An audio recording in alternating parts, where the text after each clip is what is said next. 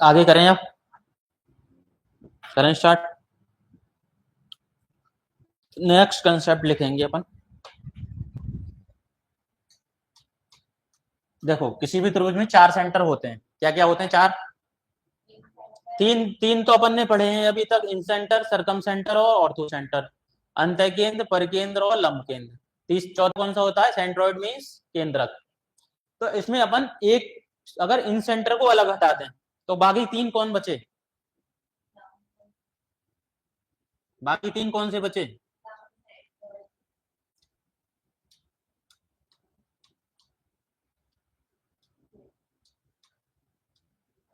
लंब केंद्र, केंद्रक और परिकेंद्र। तो कंसेप्ट क्या है, नोट डाल के लिखेंगे। किसी भी त्रिभुज में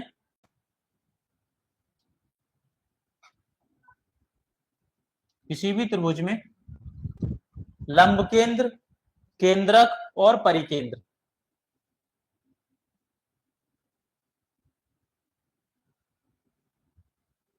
लंब केंद्र, केंद्रक और परिकेंद्र हमेशा एक सीधी लाइन में होते हैं।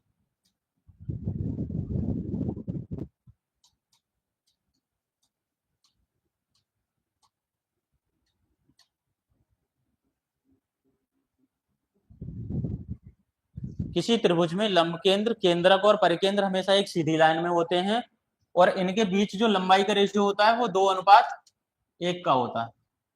2:1 कैसे? सबसे पहले आएगा लंब केंद्र, हमेशा एक तरफ होगा। बीच में हमेशा क्या होगा? केंद्रक होगा, सेंट्रॉइड। और उसके बाद होगा सरकम सेंटर। ऑर्थो सेंटर, केंद्रक, सरकम सेंटर। इनकी जो लंबाई, बीच की दूरी का रेशियो हमेशा 2:1 होगा। अगर केंद्रक और परिकेंद्र की बीच की दूरी 1 सेंटीमीटर है तो इनके इन दोनों के बीच की दूरी 2 होगी, और परिकेंद्र और लंब केंद्र के बीच की दूरी 3 हो जाएगी। तो हमेशा ये रेशियो रहता है इनका। ठीक है ना? इसी तरीके से लिख लो।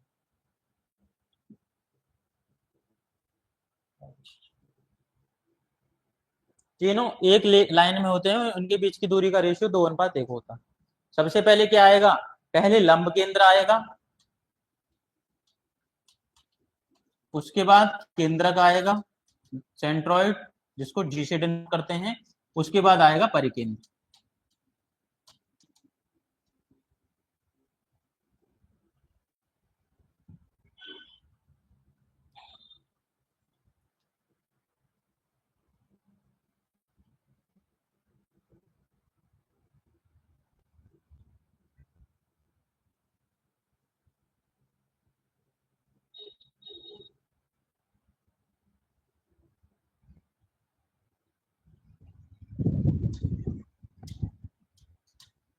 क्वेश्चन लिखेंगे।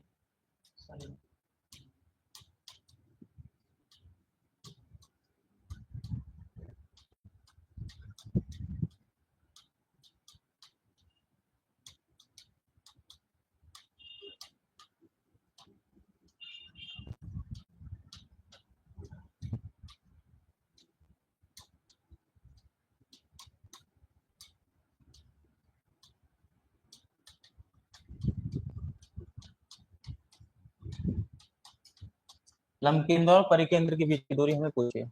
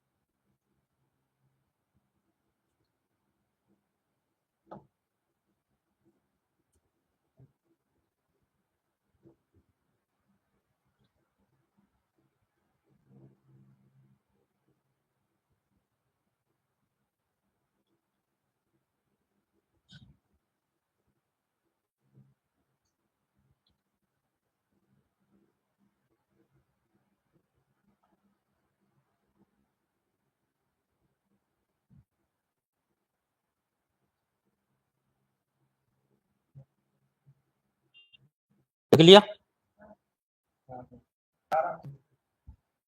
देखा ना, की वैल्यू दी है हमें, तो हमें निकालनी है की वैल्यू निकालनी है। तो देखो हमें क्या दिया है, केंद्रक और परिकेंद्र के बीच की दूरी, केंद्रक और परिकेंद्र के बीच की दूरी, ये इसकी वैल्यू दी है हमें 6 सेंटीमीटर, एक की वैल्यू 6 सेंटीमीटर है। हमें पूछा है लंब केंद्र और परिकेंद्र के बीच की दूरी निकालनी है। लंब केंद्र परिकेंद्र के बीच की दूरी 2 और 1 3 की वैल्यू कितनी हो जाएगी, 18 सेंटीमीटर। ठीक है ना, कंसेप्ट आपको पता है तो इस तरीके से आसानी से कर सकते हैं।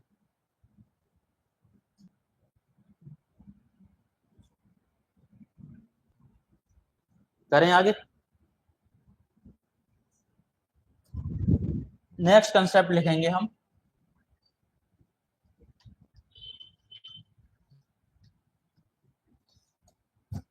किसी भी त्रिभुज में हम्म हम्म कोई भी त्रिभुज होगा, उसकी 3 भुजाएं होंगी। ये मान लो साइड ए है, ये साइड बी है, और ये साइड सी है। ये इसकी हाइट h1 है, ये h2 है, और ये h3 है। तो त्रिभुज का क्षेत्रफल कैसे निकालते हैं, कैसे निकालते हैं क्षेत्रफल, कैसे निकालते हैं, हाइट और बेस दिया है तो 1/2, ये ए है, ये वाली लंबाई ए है, इसके साथ हाइट कितनी है h1, या फिर दूसरे तरीके से 1/2, ये वाली साइड बी है, बी के साथ हाइट कितनी है h2, या फिर 1/2 तीसरी साइड सी है, उसके साथ हाइट कितनी है। ये सब त्रिभुज का क्षेत्रफल निकल के आएगा। त्रिभुज का क्षेत्रफल हमेशा सेम ही रहेगा, चाहे यहाँ से निकाला जाए, इस भुजा से निकालें या इस भुजा से निकालें, त्रिभुज का क्षेत्रफल तो बदलेगा नहीं। तो यहाँ से कंसेप्ट निकल के आता है, अगर इन सबका रेशियो लिया जाए तो तीनों भुजाओं का जो अनुपात आता है वो इसकी हाइट का अपोजिट आता है।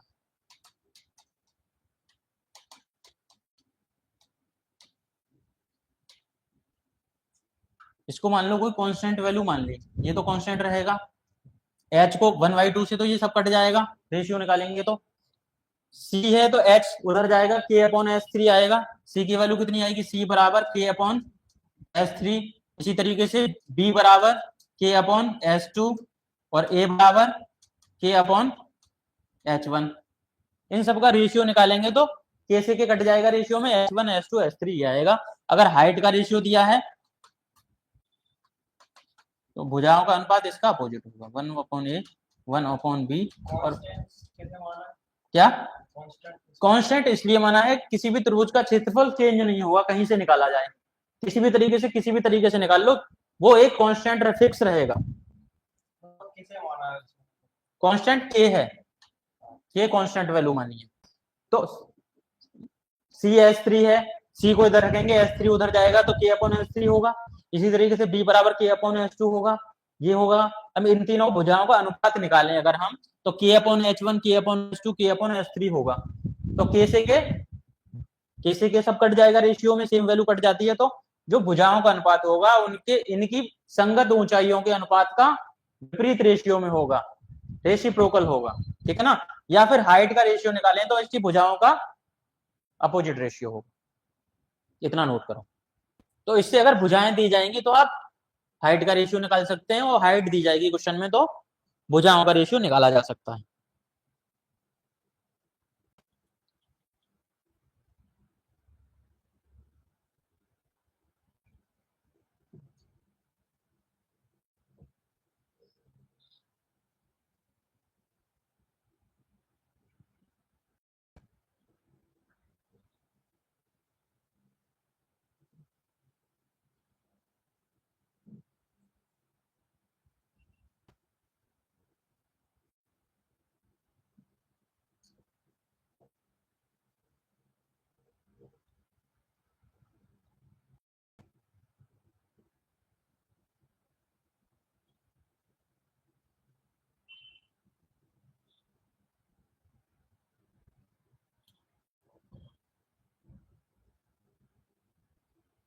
जैसे क्वेश्चन आएगा,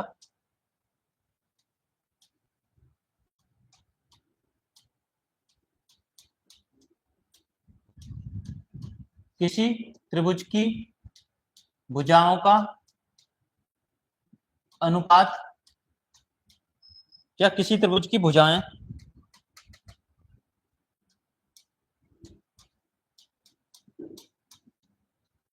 5 सेंटीमीटर, 6 सेंटीमीटर और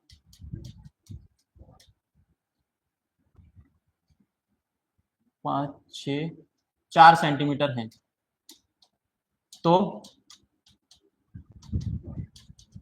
ऊंचाइयों या हाइट का अनुपात क्या होगा?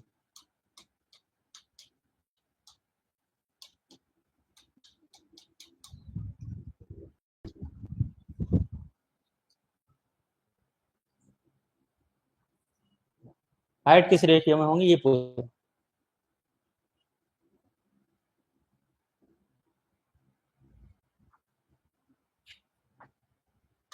तो क्या होगा हमें पता है हाइट का जो रेशियो होता है वो भुजाओं के अपोजिट रेशियो में होता है। तो H1, H2 और H3 का जो रेशियो होगा 1/5, 1/6 और 1/4 होगा। ठीक है ना? तो इसको अगर फ्रैक्शन में रेशियो दिया है तो किस तरीके से चेंज करते हैं? इनका एलसीएम 5, 6 और 4 का एलसीएम कितना होगा?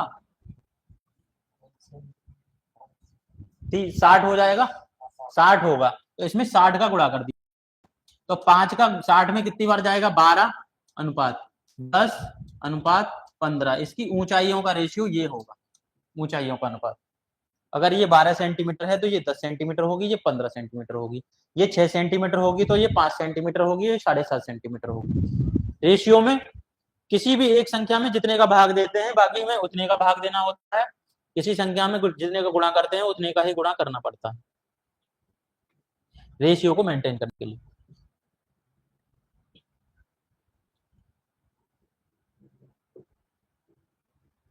लाइट कितनी देर के लिए चली थी उस टाइम पे?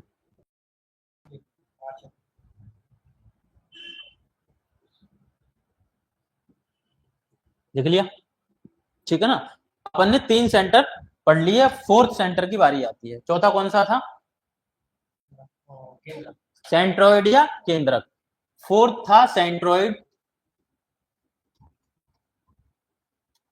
या केंद्रक।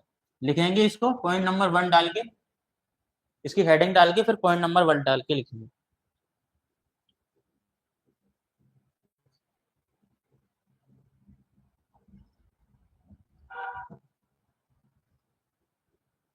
लिखेंगे त्रिभुज की तीनों मध्यिकाएं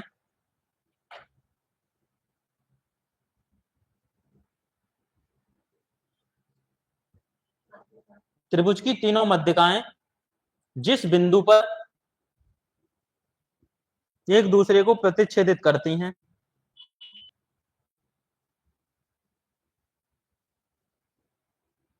वह बिंदु केंद्रक कहलाता है। त्रिभुज की तीनों मध्यिकाएं जिस बिंदु पर एक दूसरे को प्रतिच्छेदित करती हैं वह बिंदु केंद्रक कहलाता है। All three medians of A triangle intersect each other at a point inside the triangle is called centroid। त्रिभुज की तीनों मध्यिकाएं जिस बिंदु पर त्रिभुज के अंदर मिलती हैं। इसमें सेकंड पॉइंट लिखेंगे केंद्रक हमेशा त्रिभुज के अंदर होता है। केंद्रक हमेशा त्रिभुज के अंदर स्थित होता है। Centroid always lies inside the triangle. ठीक है ना? तो ये केंद्रक की परिभाषा थी। केंद्रक पे कौन आके मिलता है? जिस बिंदु पर केंद्रक होता है वहां पे त्रिभुज की तीनों मध्यिकाएं आकर एक दूसरे से मिलती हैं। इन सेंटर में अपन ने पढ़ा था, इन सेंटर पे कौन आके मिलता था? तीनों भुजाओं के परपेंडिकुलर बाइसेक्टर। ठीक है ना? वहां से इन रेडियस बराबर होती है और तीनों भुजाओं के एंगल बाइसेक्टर भी इन सेंटर पे आके मिलते हैं। क्लियर है ना? तो ये अपन ने केंद्रक पढ़ा। अब बात आती है तीनों मध्यिकाएं जहां आके मिलती हैं वो केंद्रक होता है। तो मध्यिका, मध्यिका या मीडियन, हेडिंग रहेगी अगली मीडियन या मध्यिका।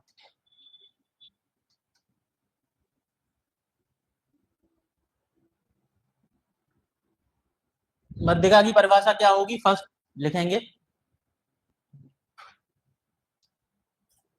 किसी त्रिभुज की एक भुजा के मध्य बिंदु को, किसी त्रिभुज की एक भुजा के मध्य बिंदु को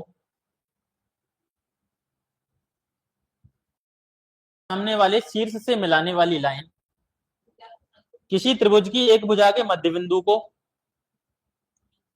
उस भुजा के सामने वाले शीर्ष, उस भुजा के सामने वाले शीर्ष से मिलाने वाली रेखा मध्यिका कहलाती। मिलाने वाली रेखा मध्यिका कहलाती है। जैसे ये एक ट्रायंगल है, ये ट्रायंगल हो गया। इस ट्रायंगल में कोई भी एक भुजा पकड़ ली अपने, मान लो एक बीसी साइड, ये बीसी साइड ली हमने, तो बीसी का मध्य बिंदु ये हो गया, ये दोनों तरफ बराबर हो गया, तो ये मध्य बिंदु है बीसी का। इस मध्य बिंदु को सामने वाले वर्टेक्स से अपन ने मिला दिया, वर्टेक्स ए है सामने, तो ये क्या होगी, मध्यिका होगी। इसी तरीके ये वाली भुजा पकड़ी अपन ने, इसका मध्य बिंदु है, ये आधा आधी हो गई, इस मध्य बिंदु को सामने वाले वर्टेक्स बी से मिला दिया, तो ये भी क्या होगी, मीडियन होगी। इसी तरीके से तीसरी वाली भुजा, ये इसका मध्य बिंदु है, ये तीनों बराबर हो गए, दोनों सामने वाली वर्टेक्स से मिला दिया, तो ये भी मध्यिका होगी। ठीक है ना। तो जहां पे तीनों मध्यिकाएं मिलती हैं वो ये होता है जी केंद्रक। केंद्रक को जी से नोट करते हैं।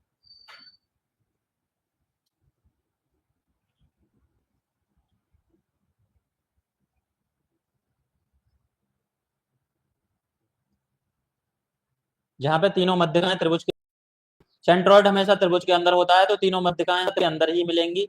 और जिस बिंदु पर तीनों मध्यिकाएं एक दूसरे से मिलती हैं, एक दूसरे को प्रतिच्छेदित करती हैं, एक दूसरे को इंटरसेक्ट करती हैं, वो बिंदु त्रिभुज का केंद्रक, सेंट्रॉइड कहलाता है। ठीक है ना, यहां तक क्लियर है। नेक्स्ट पॉइंट लिखेंगे, कोई भी मध्यिका त्रिभुज को, जैसे ये मध्यिका है तो ये बराबर बराबर हो गया। अगर ये मध्यिका है, भुजा बीसी की मध्यिका अपन ने एडी खींची, तो ये डी जो है इसको दो बराबर भागों में बांटेगा, मध्य बिंदु से मिल रहा है। तो कोई भी मध्यिका, आप देखो ये वाला बेस, इन दोनों बेस की लंबाई बराबर है, और दोनों ही ये वाला ट्रायंगल और ये वाला ट्रायंगल दोनों एक वर्टेक्स पे जाके मिल रहे हैं, तो का जो रेशियो होगा वो इनके साइड के रेशियो के बराबर होगा। साइड दोनों की बराबर है तो इनका एरिया बराबर होगा, इसका एरिया 1 होगा तो इसका भी। ठीक है ना। तो ये फिगर बना के नोट डाल के लिखेंगे आगे, कोई भी मध्यिका त्रिभुज को दो बराबर भागों में बांटती है। कोई भी मध्यिका त्रिभुज को दो बराबर भागों में बांटती है, दो बराबर भागों में विभाजित करती है, दो बराबर भागों के एरिया में विभाजित करती है। कोई भी मध्यिका त्रिभुज को दो बराबर भागों के एरिया में विभाजित करती है। ठीक है ना। एक मध्यिका की बात कर रहे हैं, अगर एक मध्यिका डाली है तो ये दोनों एरिया बराबर होंगे, मतलब इस ट्रायंगल को इसने दो जगह बांट दिया है, एरिया ये है उतना एरिया ये वाला होगा। ठीक है ना, दोनों एरिया बराबर हैं, दोनों एरिया बराबर हो गए तब जब अपन ने एक मध्यिका की बात करी। जैसे आप देखते हैं ये वाली कितनी मध्यिकाएं हैं, 3 मध्यिकाएं खींची हमने, अलग से इसको फिगर बना लेते हैं। 3 मध्यिकाएं खींची, ये मध्यिका है तीनों, सामने वाली भुजाओं के मध्य बिंदु को में आ रही है, ये वाली लंबाई दोनों बराबर हैं, और ये तो 3 मध्यिका जहां पे मिलेंगी वो क्या होगा, ये जी हो गया। तो तीनों मध्यिकाएं त्रिभुज को 6 बराबर एरिया के भागों में बांटती हैं। जी छोटे वाले तो इन सभी का एरिया बराबर है।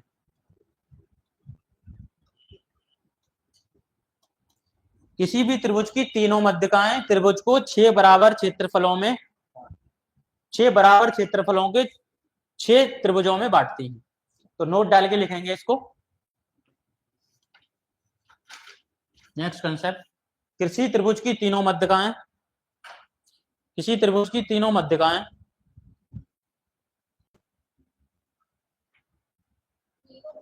किसी त्रिभुज की तीनों मध्यिकाएं त्रिभुज को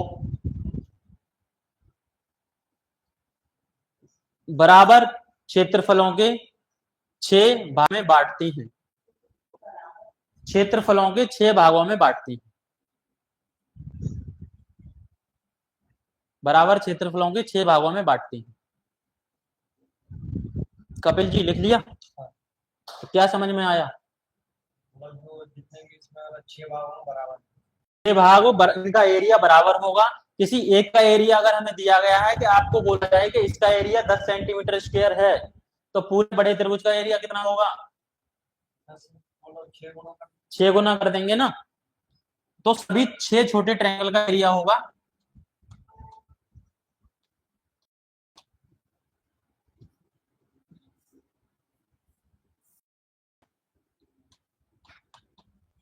प्रत्येक छोटे त्रिभुज का क्षेत्रफल जो होगा वो बड़े त्रिभुज ट्रायंगल एबीसी का 1/6 होगा।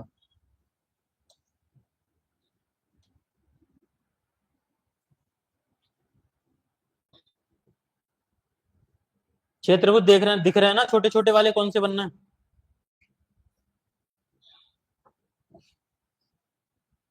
तो ये मीडियन का काम होता है।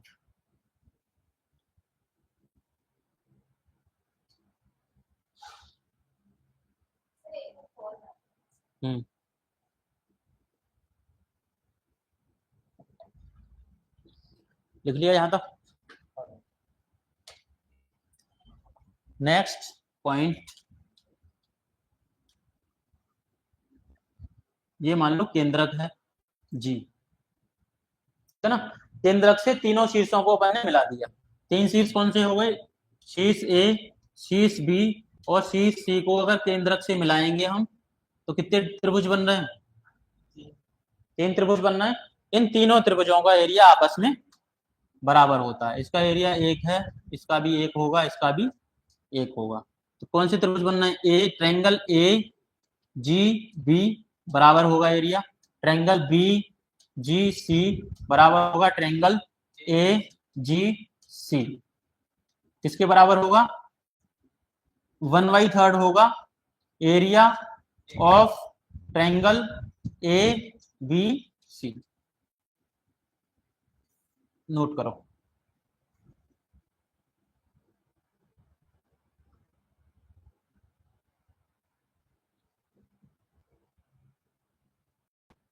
सर ये जो केंद्रक है, ये केंद्रक है जी, है ये बात, जी लिखा है ना। केंद्रक होगा तभी ये एरिया इस तरीके से बराबर होगा। केंद्रक मीन्स फोर्थ, जो अपन सेंटर पढ़ रहे हैं, सेंटर्स ऑफ ट्रायंगल में फोर्थ पॉइंट जो है सेंट्रोइड केंद्रक। केंद्रक इस तरीके से बराबर एरिया में बांटता है किसी भी त्रिभुज को। त्रिभुज कोई भी हो, समकोण त्रिभुज हो या कोई भी ऑब्ट्यूस एंगल ट्रायंगल हो, एक्यूट एंगल ट्रायंगल हो, किसी भी तरीके का आड़ा टेढ़ा कैसा त्रिभुज होगा, सभी का एरिया 3 जगह बटेगा।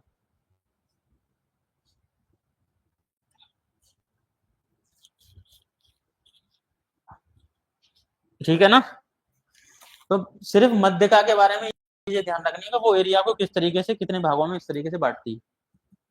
टाइम कितना हो गया? तो अपन इसको 15-20 मिनट और करते हैं। लिख लिया ना। तो अपन जो फोर्थ जो सेंटर पढ़ रहे हैं इसको आज खत्म करते हैं।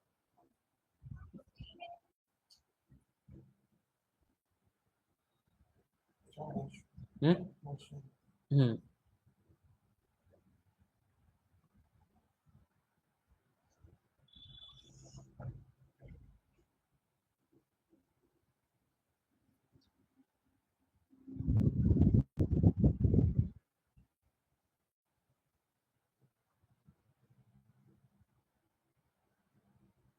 इसको लिख लेना।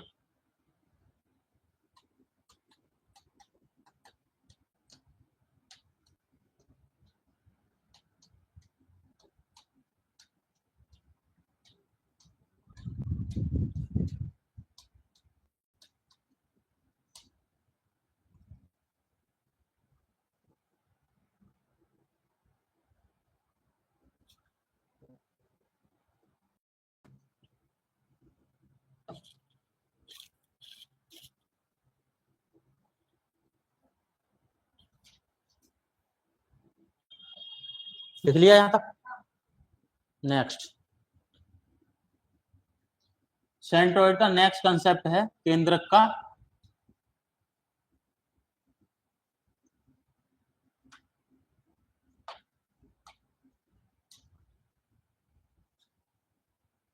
कोई भी त्रिभुज है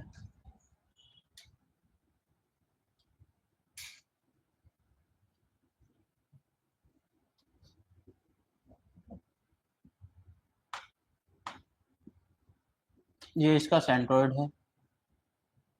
जी, A B C D E F, इसकी तीन मध्यकाएं, त्रिभुज एबीसी में तीन मध्यकाएं हैं। तीन मध्यकाएं कौन सी हैं? एडी जो इस भुजा को दो भागों में बांट रही है, बीई मध्यका जो इस भुजा को दो भागों में बांट रही है, और सी एफ मध्यका जो इस भुजा को दो बराबर भागों में बांट रही है। तीन मध्यकाएं जिस बिंदु पर मिली वो सेंट्रोइड जी हो गया।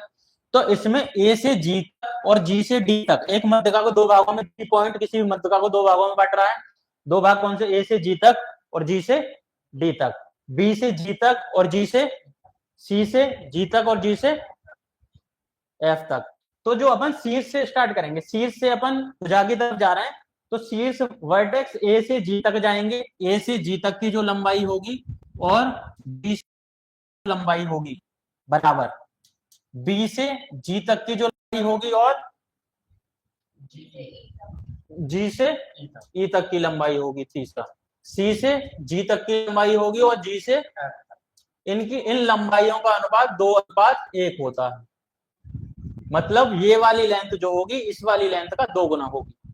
अगर ये 2 सेंटीमीटर है तो ये 4 सेंटीमीटर होगी, ये 5 सेंटीमीटर है तो ये 10 सेंटीमीटर होगी। इसी तरीके से ये वाली इसका डबल होगी, ये वाली लंबाई इसका डबल होगी। इनकी लंबाइयों का अनुपात होता है ये 2:1। किसी एक की लंबाई दी जाएगी तो पूरी लंबाई पूछेंगे, या दूसरे की लंबाई पूछेंगे तो आप रेशियो से उस तरीके से निकाल सकते हैं। इतना नोट करो।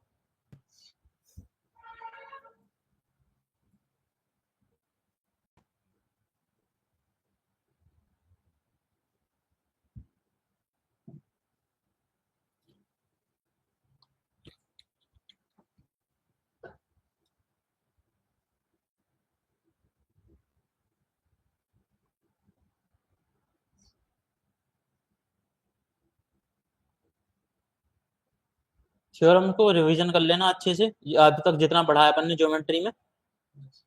अगली क्लास में फिर इससे आगे जो अपन करेंगे तो इनका यूज होगा सारा। और नोट्स को उन लोगों के साथ में शेयर कर लेना। वैसे तो वीडियो देख ही लेंगे वो, अगर बन जाएगी तो।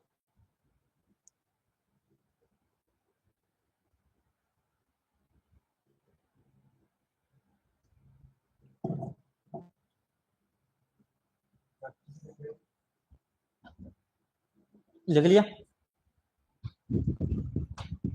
ठीक है ना। नेक्स्ट पॉइंट, जैसे अपन मीडियन पढ़ा, मीडियन के बारे में पढ़ा, तो एक कंसेप्ट आता है कि मीडियन की हाइट कैसे निकाली जाए किसी भी ट्रायंगल में। तो अपन ने माना ये ट्रायंगल है, एबीसी ट्रायंगल है एक, जिसकी मीडियन मीडियन जरूरी नहीं, जरूरी नहीं है। मीडियन की परिभाषा अपन ने अलग पढ़ी है। मीडियन का क्या परिभाषा है? वर्टेक्स से खींची जाएगी और सामने वाली भुजा के मध्य बिंदु को मिलाएगी, सिर्फ इतनी मीडियन की परिभाषा है। इसके अलावा कुछ एक्स्ट्रा काम मीडियन कर भी सकती है। मीडियन होगी तो इतना काम 100% करेगी, सकती वो उसकी परिभाषा में नहीं है। अपन आगे बढ़ेंगे। जब समबाहु त्रिभुज होता है तो उसमें एक ही जो लाइन होती है ना, वो चारों काम करती है। मीडियन भी वही होती है, परपेंडिकुलर भी वही होती है, एंगल बाइसेक्टर भी वही होती है, और परपेंडिकुलर बाइसेक्टर भी एक ही लाइन। तो वो समबाहु त्रिभुज में स्पेशल क्वालिटीज क्यों होती हैं? क्योंकि उसकी सारी भुजाएं बराबर होती हैं, सारे कोण बराबर हैं, तो वो एक स्पेशल केस बन जाता है। उसको पढ़ेंगे अपन बाद में। तो ये वर्टेक्स से अपन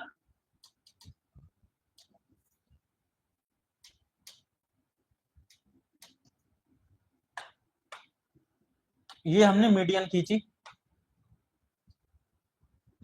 इसको दो बराबर भागों में बांट रही है। ठीक है ना। ये कलर दिख रहा है ना, ये मीडियन एडी है। तो क्या थ्योरम क्या बनती है?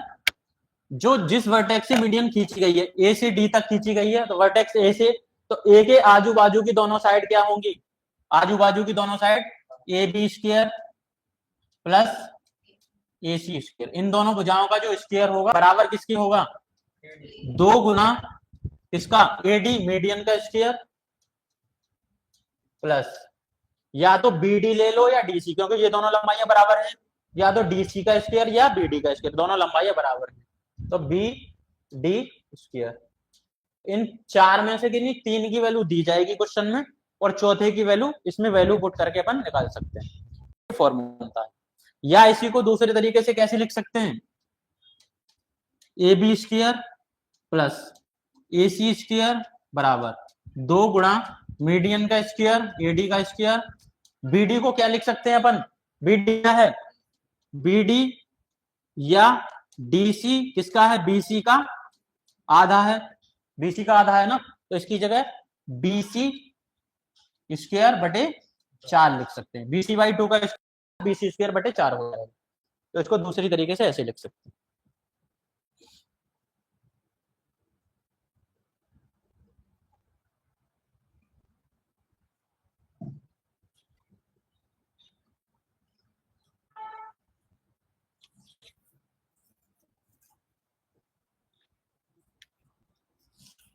मीडियन की लेंथ निकाल सकते हैं, अगर इस तरीके से अपन को तीनों भुजाएं दी हैं तो मीडियन की लंबाई निकाल सकते हैं। 2 भुजाएं और एक मीडियन की लंबाई दी है तो तीसरी वाली भुजा इसी फॉर्मूले से निकाली जा सकती है।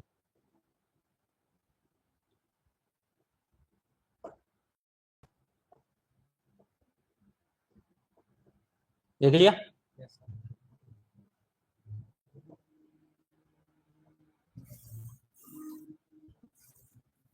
उसके बाद तीनों मीडियन खींच दी हमने,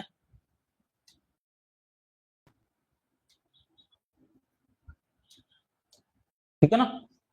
तो जो तीनों मीडियन तीन मीडियम कौन कौन सी मीडियन है, 3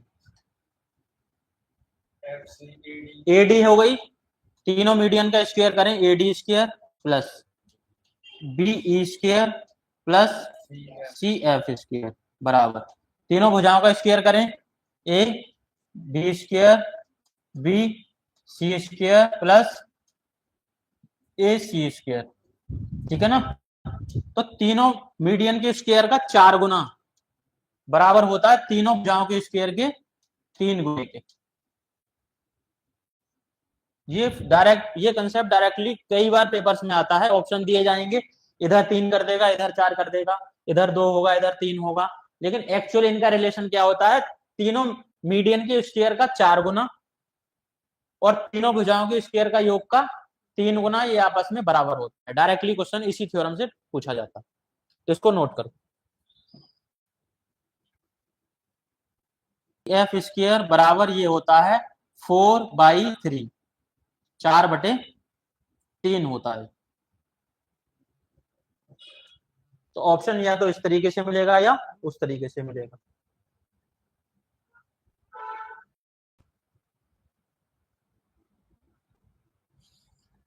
दो तीन कंसेप्ट और हैं इसके, मीडियन या सेंट्रोइड वाले। नीचे वाला ये है ना, इसको उधर लेके जाएंगे तो 4/3 हो जाएगा, इस तरीके से बन गया।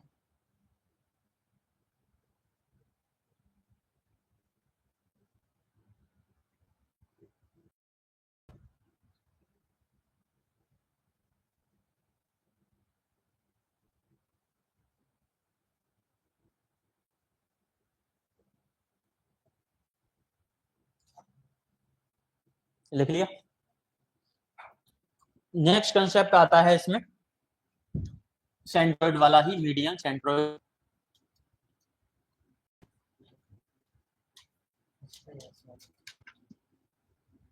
अगर एडी मीडियन है और जी अगर मान लिया अपन ने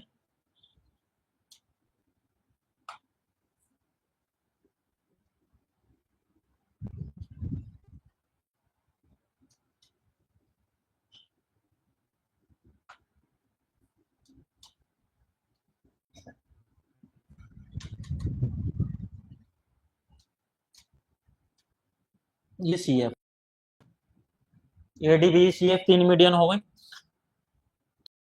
मध्य बिंदु है किसका, भुजा AG, का ये मध्य बिंदु हो गया, और ये मध्य बिंदु किसका है, एसी का मध्य बिंदु है ये, ठीक है ना। मध्य बिंदु से जब अपन सामने वाली भुजा के, तो मिड पॉइंट थ्योरम के अकॉर्डिंग ये वाली लेंथ और ये वाली लेंथ आपस में बराबर होती है। जब इसका मध्य बिंदु है, इसका मध्य बिंदु है, तो जहां पे ये लाइन काट रही है ये भी इस लाइन का मध्य बिंदु होगा। तो ठीक है ना। अगर टोटल इसको एडी को अगर 6 माने हम, टोटल एडी अगर 6 है, तो ए से ई तक कितना होगा ये, अगर जी ये सेंट्रोइड जी है, ए से ई तक कितना होगा, G तक हम्म, GG प्लस GD,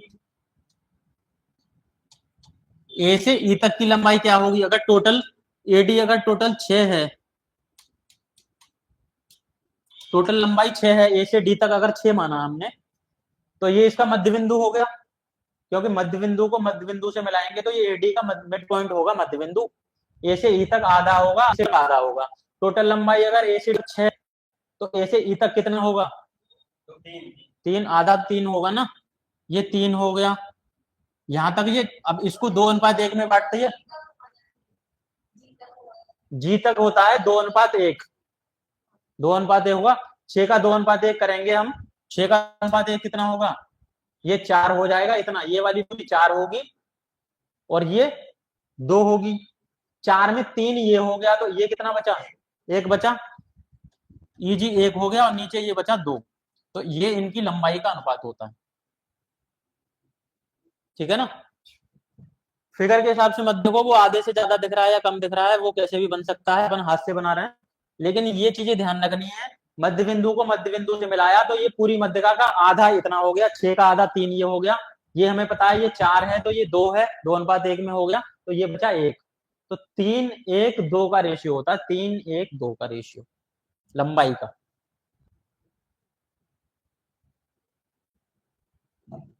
देखो आप, बताया भी था, भूल गए। जैसे ये वाली है, अगर इस भुजा का मध्य बिंदु ये है, इसका मध्य बिंदु ये है, मध्य बिंदु को मिला दें तो ये वाली लाइन आधी आधी हो जाती है, अगर मिड पॉइंट है तो, मिड पॉइंट थ्योरम में, हाँ जैसे ऐसे हाँ मिड पॉइंट थ्योरम में तो बताया।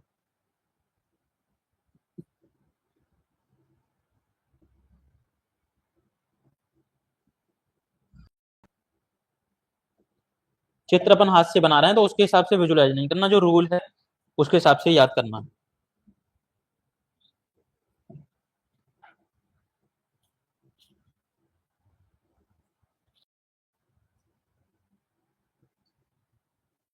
क्वेश्चन किस तरीके से आएगा, आपको इस तरीके से ये फिगर दिया जाएगा या क्वेश्चन में बोला जाएगा किस तरीके से है, आपको बोला जाएगा ईजी की लंबाई 9 सेंटीमीटर है, ईजी की लंबाई 9 सेंटीमीटर है, तो एडी की लंबाई क्या होगी, कितनी है सर, AE की लंबाई कितनी है? ईजी की लंबाई अगर 9 सेंटीमीटर है तो एडी की लंबाई क्या होगी, 9 से एडी, ईजी अगर 1 है तो पूरा एडी कितना होगा, 3 और 1 4 और 2 6 होगा ना, एडी पूरा, ये 3 हो गया, ये 4 और 2 6 हो गया पूरा, 1 की वैल्यू कितनी दी है 9, तो 6 की वैल्यू कितनी होगी 12 हो जाएगी, एडी पूरा 6 होगा। ईजी कितना है, 1 है, 1 की वैल्यू 9 सेंटीमीटर दी है, तो 6 की वैल्यू 54 सेंटीमीटर होगी ना, एडी 54 सेंटीमीटर हो जाएगा। इस टाइप थोड़ा सा कैलकुलेशन सिंपल है ये तो चीज, 1 की वैल्यू 9 है तो 9, 6 की वैल्यू कितनी होगी, 1 की वैल्यू का गुणा करते हैं 6 में,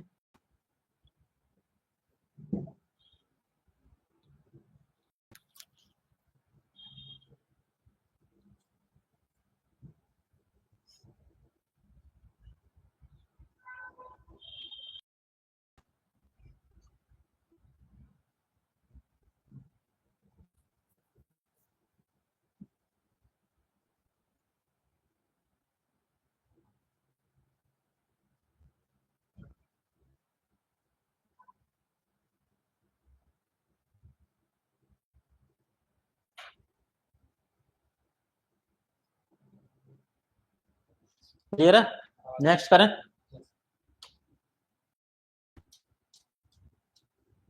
नेक्स्ट कॉन्सेप्ट होगा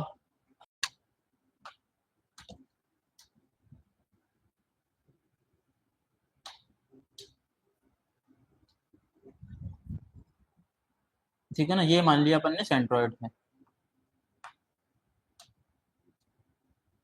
ये जी है सेंट्रोइड, ठीक है ना। अगर क्वेश्चन दिया जाए कि एजी बराबर बीसी दिया है, यदि एजी बराबर बीसी दिया है तो एंगल बी जी सी हमेशा 90 डिग्री का एंगल होगा। बीजीसी कौन सा, बी जी सी, ये वाला एंगल हमेशा 90 डिग्री का होगा। कब, जब एजी लंबाई, ये वाली लंबाई इसके बराबर दी, क्वेश्चन में देखना वो दिया जाएगा, तो ये वाला एंगल हमेशा 90 डिग्री का होगा। 90 डिग्री का क्यों होगा, अगर हमें पता है, समझ लो इसको पहले, इस वाली लाइन को अगर पूरी आगे बढ़ा दिया हमने, तो अगर इसको दो मानेंगे तो ये कितना होगा, एक होगा। ये दो है तो ये भी पूरा दो होगा, बराबर है तो ये एक एक हो गया, ठीक है ना। तो हमने पता ये सिर्फ राइट एंगल ट्रायंगल में ही होता है, ये इसका मध्य बिंदु है, ये वाली लंबाई तीनों बराबर होती है और ये इसकी सर्कम रेडियस के बराबर होता है राइट एंगल ट्रायंगल। ये तीनों लंबाई बराबर है तो ये वाला एंगल 90 डिग्री का होता है। तो ये तीनों लंबाई बराबर हो गई, ये वाली इसके बराबर हो गई और ये एक बराबर हो गया, तो ये 90 डिग्री का एंगल बन। तो सिंपली क्या दिया गया क्वेश्चन में कि एजी की लंबाई, ए से लेकर जी तक की लंबाई बी से सी तक के बराबर है, तो ये वाला एंगल 90 डिग्री का होगा, आपको पता चल जाएगा। या फिर अगर दिया है कि ये वाला एंगल 90 डिग्री का है तो उससे क्या पता चलेगा, उससे पता चलेगा हमें, अगर ये 90 डिग्री का है तो बी सी बराबर है एजी के, दूसरे तरफ से। या एंगल बी जी सी दिया है 90 डिग्री, तो क्या होगा, ए जी बराबर होगा बी सी के, ये दोनों लंबाई आपस में बराबर। कोई भी थ्योरम रिवर्स और डायरेक्ट दोनों तरीके से प्रूव होती, दोनों रिजल्ट उस तरीके से आ सकते हैं, क्वेश्चन भी दोनों टाइप से आते हैं, ये दिया जाएगा तो वो पूछा जाएगा।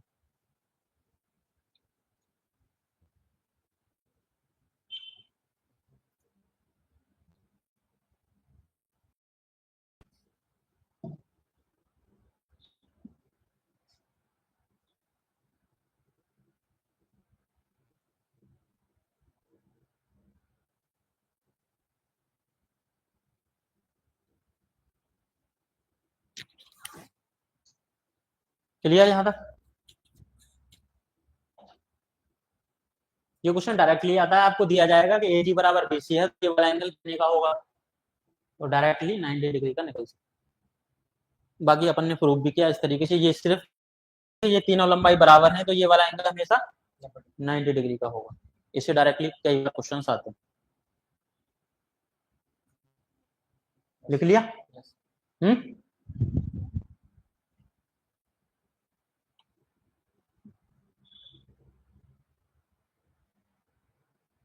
अब बात आती है किसी त्रिभुज की तीनों मध्यकाएं दी जाएं और आपसे पूछा जाए त्रिभुज का एरिया क्या होगा। किसी त्रिभुज की तीनों, अगर तीनों भुजाओं दी है और तब एरिया पूछा जाए तो अपन निकाल देते हैं, इतने सारे फॉर्मूले हैं, राइट एंगल ट्रायंगल का अलग है, इक्विलेटरल ट्रायंगल का अलग है, कोई विषमबाहु त्रिभुज है तो वहां से भी हीरोन फॉर्मूला से निकाल सकते हैं, अर्थ पर निकाल के त्रिभुज का एरिया।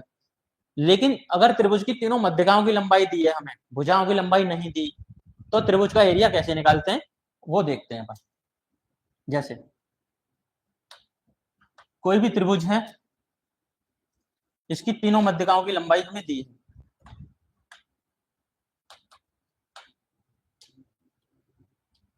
ये मध्यका है M1, ये M2 और ये M3,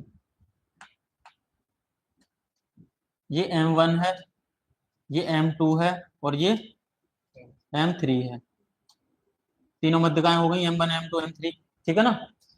तो लिखेंगे यदि त्रिभुज की तीनों माध्यिकाएं M1 M2 एंड M3 हैं, तो त्रिभुज का क्षेत्रफल बराबर 4/3 त्रिभुज की मध्यिकाओं को भुजा मानकर बने त्रिभुज का क्षेत्रफल।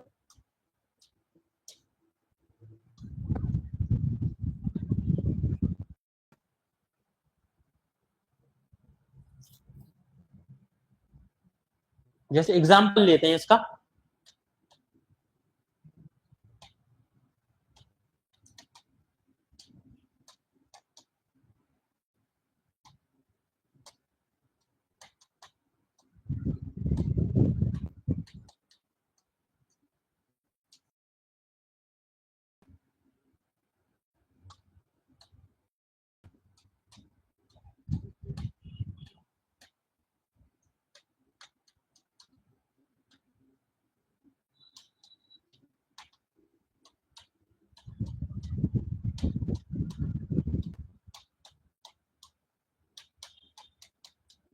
तो त्रिभुज ABC का क्षेत्रफल क्या होगा, तो कैसे निकालते हैं। त्रिभुज की तीनों मध्यकाएं दी हैं, उन्हीं मध्यकाओं की लंबाई को मान लिया कि ये एक त्रिभुज की लंबाइयां हैं। जो मध्यकाएं दी हैं 3 4 5, अपन मान लिया कि इस लंबाई से एक त्रिभुज बनाया हमने। 3 4 5 की लंबाई से हमें पता है 3 4 5 की लंबाई से तो राइट एंगल ट्रायंगल बनता है, ट्रिपलेट है, ये समकोण त्रिभुज बनेगा। इसका जो एरिया होगा उसमें 4/3 का गुणा करेंगे तो त्रिभुज का एरिया आ जाएगा, ठीक है ना। तो त्रिभुज की मध्यकाओं को भुजाएं माना, उन भुजाओं से जो क्षेत्रफल निकलेगा कितना होगा, एरिया कितना होगा, यहां से कितना होगा 3 4 5 राइट एंगल ट्रायंगल का एरिया, परपेंडिकुलर और बेस का गुणा किया 1/2 3 × 4 कितना आ गया 6 सेंटीमीटर। इसका एरिया 6 सेंटीमीटर आया है। तो त्रिभुज ABC का एरिया होगा 4/3 × 6 सेंटीमीटर स्क्वायर। कितना हो जाएगा, तो त्रिभुज का एरिया आएगा 8 सेंटीमीटर स्क्वायर। इस तरीके से निकालते हैं। जिस त्रिभुज की मध्यकाएं 3 4 5 सेंटीमीटर दी हैं उसका एरिया आएगा 8 सेंटीमीटर स्क्वायर। कैसे आया है, तो त्रिभुज की मध्यकाओं को अपन ने भुजा माना, उन भुजाओं से जो एरिया आया है उसमें 4/3 का गुणा करेंगे तो वो उस त्रिभुज का एरिया आएगा। सर ये कैसे निकाला आपने? कौन सा समकोण त्रिभुज बनता है, ट्रिपलेट अपन ने पढ़े हैं ना, 3 4 5 8 12 15 9 12 15 सर मैंने नहीं कहा। 8 15 17 12 16 20 ट्रिपलेट होते हैं। मतलब ट्रिपलेट का मतलब ये है कि किसी समकोण त्रिभुज की भुजाओं का ऐसा अनुपात जिनसे किसी समकोण त्रिभुज को बनाया जा सके। 3 4 5 3 4 3 का स्क्वायर और 4 का स्क्वायर 5 आ गया, तो 3 4 5 ट्रिपलेट बना। जैसे 6 8 10 हो गया, इनका डबल करा तो 6 8 10 राइट एंगल ट्रायंगल बनेगा। 8 15 17 9 4 41 ये सारे ट्रिपलेट होते हैं, ठीक है ना। बाकी अपन जो ट्रिग्नोमेट्री पढ़ेंगे और इनको पढ़ेंगे। नहीं भी याद तो अपन हीरोज फॉर्मूला से इसको निकाल सकते हैं। सेमी पेरिमेटर S-A अंडर रूट में S-A S-B S-C करके वो निकल सकता है। हो गया क्या टाइम? हो गया सर, स्टार्ट हो गया। इसको रिवीजन करके आना, बाकी अपन फिर कल शाम को करेंगे।